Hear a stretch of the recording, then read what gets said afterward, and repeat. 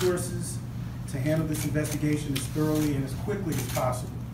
Anytime there's an officer-involved shooting, we know the community is going to want answers as fast as possible. It's important that we let law enforcement do their job. As committed as I am to transparency, transparency isn't always instantaneous.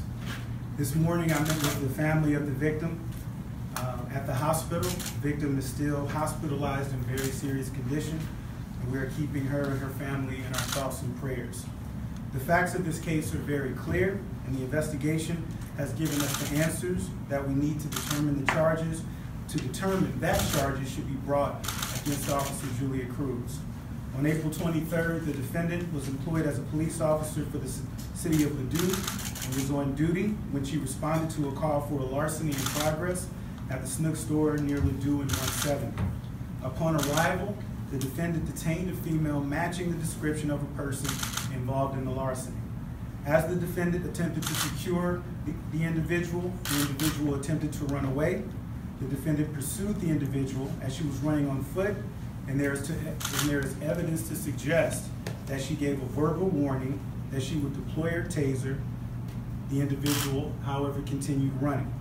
The defendant then drew her service firearm and fired one shot, which struck the victim in the torso as the unarmed victim was running away from the officer. Many people have inquired about whether we will have a special prosecutor, and I want to walk you through our office on what our office intends to do with respect to officer-involved shootings.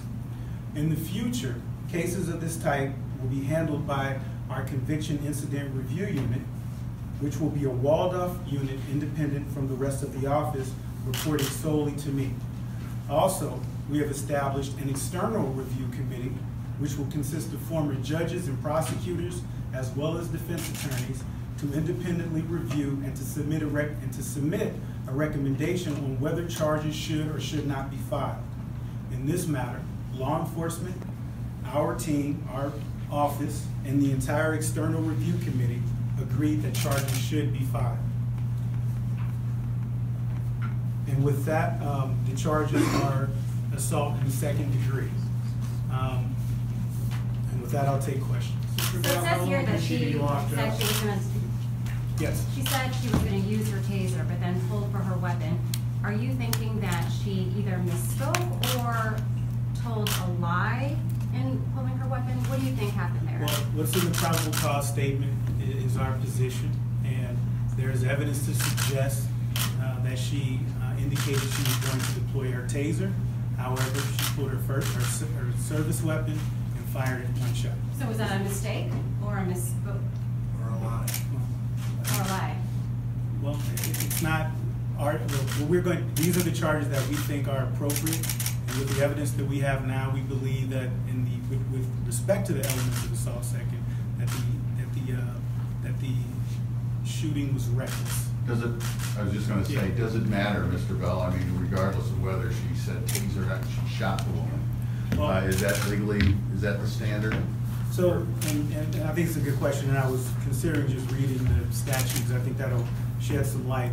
Assault in the second degree is when a person commits the offense of, I'll start over. A person commits the offense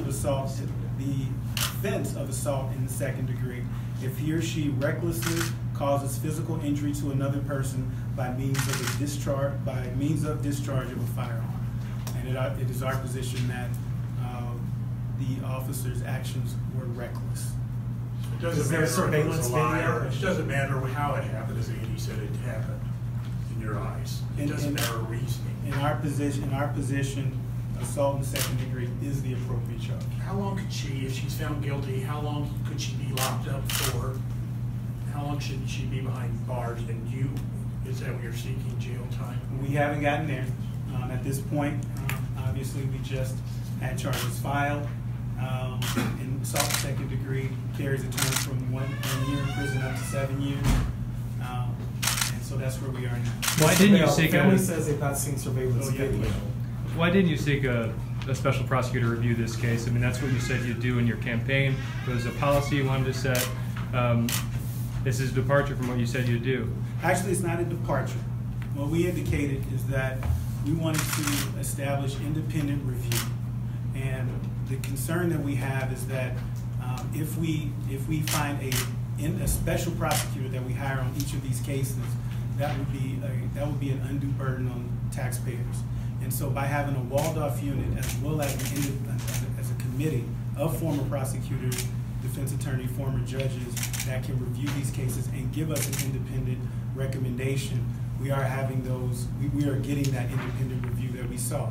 Now, it is in all likelihood, if this case were to go to trial, that unit will be established in handling this case.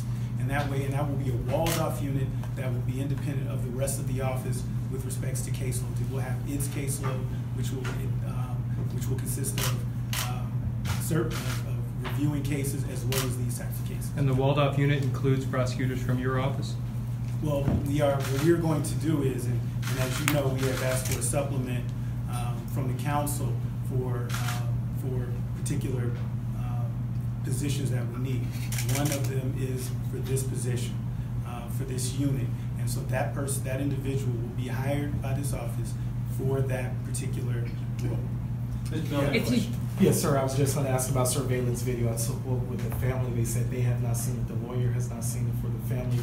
Will the public get their chance to see surveillance video? Again, we are on the side of transparency. However, it's not always going to be instantaneous. And so whatever evidence that we have, because again, keep in mind, this is an ongoing investigation, and whatever evidence we have will be released at the appropriate time. Mr. Bell, there have been about a dozen of these type of shootings around the country in the last 15 to 20 years involving a taser mistaken for a gun. In most cases, the officer has not been charged. What was the deciding factor? My understanding in every one of those cases involved an interaction with respect to the officer and the suspect, where the officer's safety was in question. In this case, the officer's safety was never in question. If you do not get the supplemental funding you've requested from the county, what happens to the special walled-off unit that you want to create and to the review panels? And that's a good question. The unit will be created. If that means we have to reallocate resources, then that's what we'll do. But that unit will be created. You went to see the woman who was shot today? Yes. At the hospital. All right, I know you met her family. Did you see her or just the she is still, our understanding is that, and not to get too much into that individual, but we were unable to see. Is that just sort of fact-finding? And I don't mean to be smart-alecky here. I think Bob McCullough's not here, but I think a lot of people who knew him would have a hard time thinking he'd ever go see this woman and her family at the hospital where she's hurt if she was injured by a police officer, It just seems like a big change in the approach to handling these cases. And I wonder if that's a point you want to make or clarify. There's no conflict by going to see her and the family there. No, there's absolutely no conflict. And I think that we owe it to victims and their families to meet with them. And we made it clear to the family that if they have any questions, and we do this with any family of a crime, particularly with serious violent crimes, I make a point to meet with them personally. I think we owe it to them, and I think that's part of our initiative to expand our victim services and make sure that they're treated with dignity and respect. And may this woman still be charged? She was this, there's video, purportedly, evidence of her shoplifting from the store. We're not there yet. The officer contends that she resisted arrest, at least by her attorney. We're not there yet. Is that still something that you're investigating, or that hasn't been dismissed yet? What I'll say is the investigation is ongoing, but we're not there yet. Mr. Bell, to the many police in the community who are trying to judge this case, what it means for them and their day-to-day work, when and when not they can use their gun, what do you have to say to them? I don't think it changes anything. The overwhelming majority of officers that carry that badge do so in the right manner with the right intentions, and we're going to, with any case, go where the facts and law guide us. So what is the lesson for police in this case and what we know so far with the charges? I don't know if there's any lessons. What we do is we evaluate each case on a case-by-case basis and make what is the fair and appropriate charge. Mr.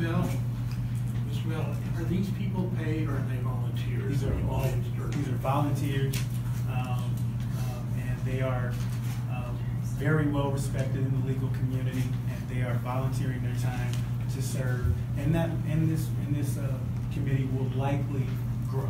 It will likely have 5 people on that committee. And what's the we'll talk about that. What's the status of the officer now? Is she expected to surrender herself to the court, police department? I What's happening? haven't personally spoken with her attorneys. I would anticipate that that will happen. What other cases will this specialized walled-off unit handle? You mentioned officer-involved cases, but are there other types that this review walled-off unit will be handling?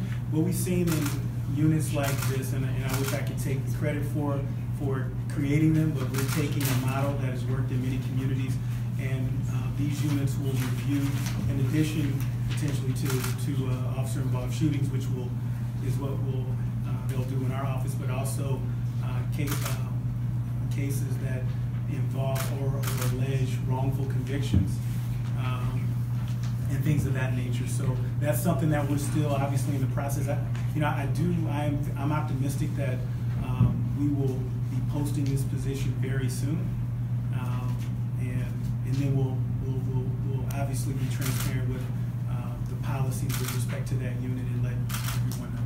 Can you give a little more background, please, Yeah, on time for a couple more. On those 2 photos that the police department sent out? They were first wanting to talk to a man. They talked to him, let him go.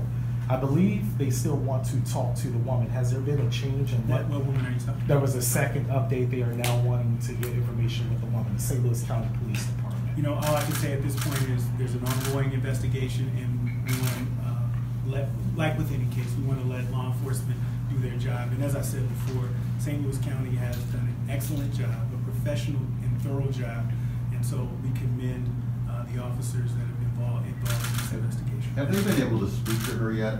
We talked to her mother and her father, and they said she's still unable to communicate. She's still not conscious. You know, because she's been interviewed?